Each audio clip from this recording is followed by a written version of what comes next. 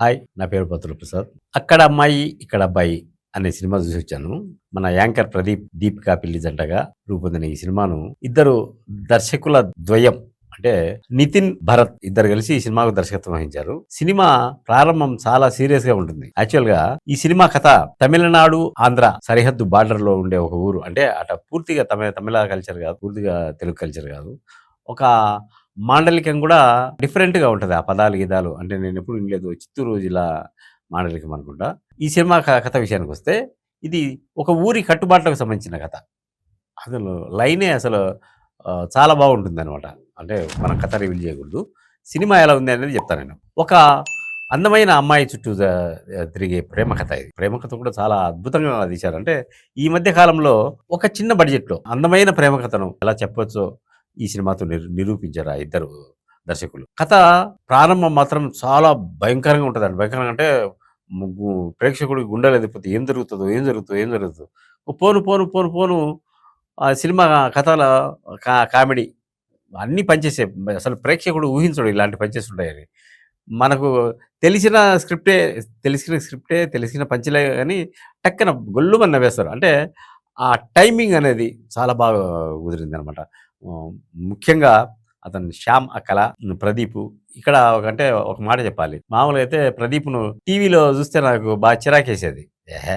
ఏంది అంత over acting చేస్తాడు అది అని. నేను సినిమాకి పోయే ముందు ఏం పోతామా వద్దా? పోదామా వద్దా? అని అనుకోని వెళ్ళాను. ప్రదీప్ స్క్రీన్ మీద కనిపించాడు. నాకు ఇష్టంగానే ఉన్నది.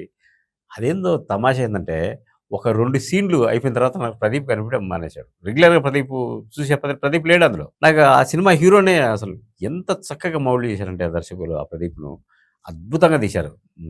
అంటే అతనితో అలాంటి నటన రాబట్టారు.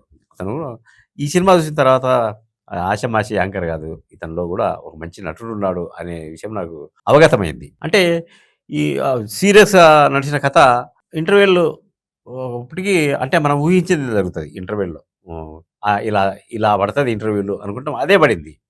ఇంటర్వ్యూలు అయిన తర్వాత రీఓపెన్ అయిన తర్వాత ఏమో ఉంటదని ఎక్స్‌పెక్ట్ చేస్తానే ఆ ఫస్ట్ సీన్‌లోనే కథ కంప్లీట్ జేశారు. కథ కంప్లీట్ చేసినంక ఏముంటది తర్వాత? ఇంకేముంటది? ఏముండదు సినిమా అని అనుకున్నాం. ఆ మలుపు, ఈ మలుపు, ఈ మలుపు, ఆ మలుపు పెరిగి మళ్ళీ సీరియస్‌నెస్ వచ్చింది. సీరియస్‌నెస్ వచ్చి ఒక సీరియస్‌నెస్ దాని తర్వాత ఒక పంచి. ఒక సీరియస్‌నెస్ ఒక పంచి. అట్లా చాలా బాగా అసలు ఝాన్సీ, ఝాన్సీ సహజ నటి. ఆ అమ్మాయికి నాది సినిమాల్లో ఇవ్వనుంటే అద్భుతంగా ఉండేది. ఆ అమ్మాయి ఆ హీరోయిన్ తల్లి క్యారెక్టరు.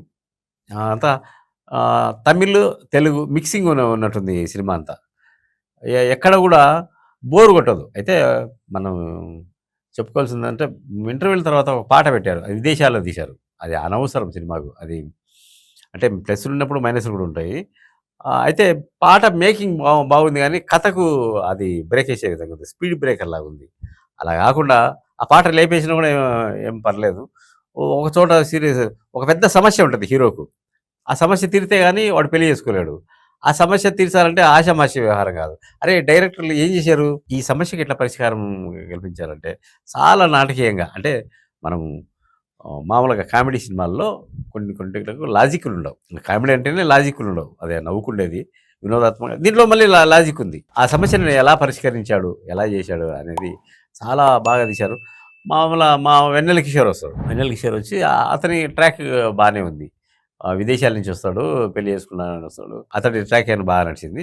లాస్ట్‌లో బ్రహ్మానందం ఎంట్రీ ఉంటది. బ్రహ్మానందం రాకపోయినా పర్లేదు. ఎందుకంటే బ్రహ్మానందం వయసు వేరిన రీత్యా అదే కామెడీ, అదే పంచులు కొంచెం బోర్ అనిపించింది బ్రహ్మానందం వచ్చిన తర్వాత.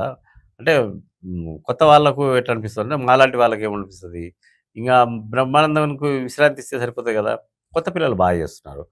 మరి ముఖ్యంగా గెటప్ సీను ఎర్రగా తీశాడు. 2 కళ్ళు ఒకసారి తెచ్చి చూస్తుంటాడు అసలు. ఎంత కష్టం ఆ సీన్ చేయను. చాలా అంటే చాలా సీన్స్‌లో అతనిలోని ప్రతిభ మొత్తం బయటపడిందనే చెప్పాలి. అన్నీ చేశాడు. తాగుడుబోతు క్యారెక్టర్ ఉంది. అందులో విషాదం ఉంది. అన్నీ బ్యాలెన్స్‌డ్ మళ్ళీ ఒక ఆడపిల్ల గెటప్ అసలు. అసలు ఆడపిల్ల గెటపు ఇరగదీశాడసలు. దాన్ని కొంచెం సేపు మెయింటైన్ చేసిండే బాగుండు. మొత్తానికి నేను టోటల్‌గా చెప్పొచ్చేదేంటంటే సినిమా ఖచ్చితంగా ఒకసారి కాదు 2 సార్లైనా చూసి నవ్వుకోవచ్చు సినిమా. ప్రేక్షకుడికి సినిమా ప్రేక్షకుడికి ఏం కావాలి? వినోదం కావాలి. వినోదం కోసం సినిమాకి పోతాడు. ఆ వినోదం 100% ఈ సినిమాలో ఉంది. ఇలాంటి సినిమాలను ఆదరిస్తే మరిన్ని మంచి సినిమాలు వచ్చే అవకాశం ఉంది. ఇలాంటి సినిమాలు ఎక్కువ వచ్చాయనుకోండి, కొత్త కొత్త ఆర్టిస్టులకు, టెక్నీషియన్స్‌కు, ఇప్పుడు పాత వాళ్ళకు కూడా పని దొరుకుతది. సినిమా ఇండస్ట్రీ సస్యశ్యామలంగా ఉంటుంది.